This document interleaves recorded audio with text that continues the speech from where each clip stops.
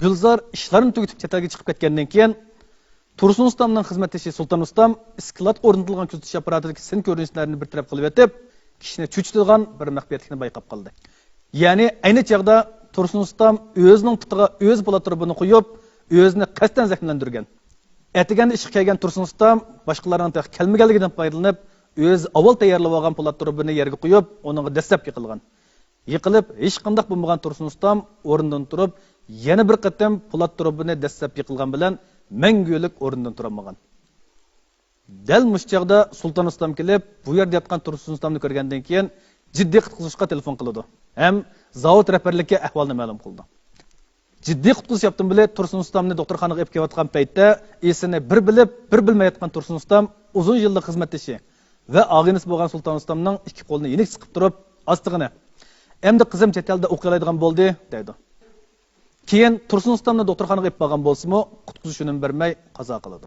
Bularni ko'z oldidan o'tkazgan Sultan Ustam ishning mohiyatini tushungandek bo'ldi.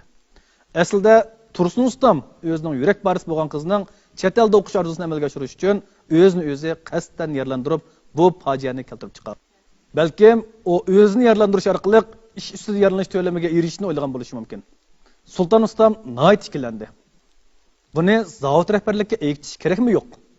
Bu ishlar burun tugab, Gulzarning ko'ngli biroz tinjib, chet eldagi o'qishni davomlashtiryapti.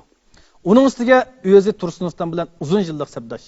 Tursun Ustamning samimiy, oqko'ngil, yaxshi odam ekanligi uningga 5 qo'ldek ayon. Yepiq qozon yepiq bet qolsinmi?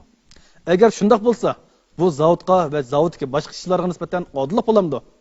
O'zimi mas'uliyatsizlik qilgan bo'ladi. U yon o'ylab, bu yon o'ylab Sultan Ustam oxiri haq gapni qilish niyatiga keldi.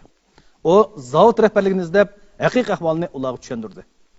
Zavod rahbarligi sin ko'rinishlarini ko'rgandan keyin ko'p qatim muzokara qilish orqali garchi Tursun Ustamning qizni chet elda o'qitish uchun mushunda qilganligini, uning boshqa yomon niyatining yo'qligini tushunsimi, ammo Tursun Ustamning bu aldamchiligining zavodni zo'r iqtisodiy ziyon uchratganligini ko'z tutib, jamoat xavfsizlik organlariga delo ma'lum qilishni qaror qildi.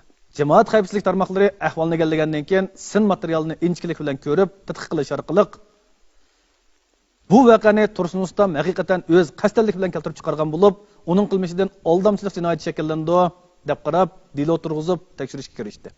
Hikoyamiz boshlangan vaqtdagi konsulxonadan urilgan telefon dal mushu telefon edi. Tursun Ustamning qasddan bu hodisani keltirib chiqarganligi oshkorlandi. Bu ishda dalil isbotlar to'liq. Ya'ni Tursun Ustam aldamchilik bilan erishgan 400 ming yuan to'lam pul zavodga to'liq qaytarilishi kerak bo'lib qolmay, ya'ni Tursun Ustamning aldamchilik jinoyati surishtiriladi. Ammo Tursun Ustam burun olamdan o'tgan. Uning qizi Gulzar bu 400 ming yuan pulni o'qish uchun ishiltib bir yerga oldi. Bundaq ahvolda Tursun Ustamning qilmishini qanday surishtirish kerak? Uning qizi Gulzar bu aldamchilik jinoyatidagi sherik jinoyatchi hisoblanadi yo'q. 400 ming yuan to'lam pulni qaytarib kelgili bo'ladimi?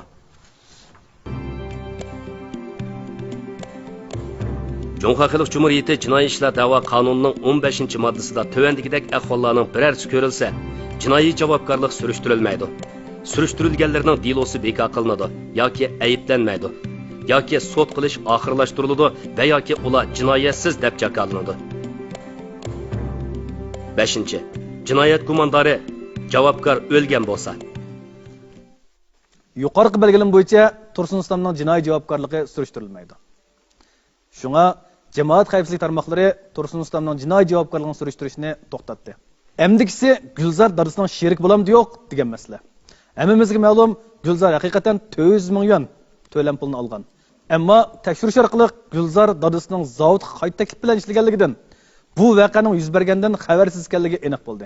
Shu sababdan Gulzar dadasining sheriki deb bekitishning asosi yo'q. Jamoat xavfsizlik tarmoqlari Gulzarni rozilik qilishni to'xtatib, uning jinoiy ishlar mas'uliyatini bekor qildi. Jinoiy ishlar mas'uliyatini bekor qilingan bilan haq talab mas'uliyati bekor qilinmaydi. Chunki Gulzar 400 ming yuan pulni olgan.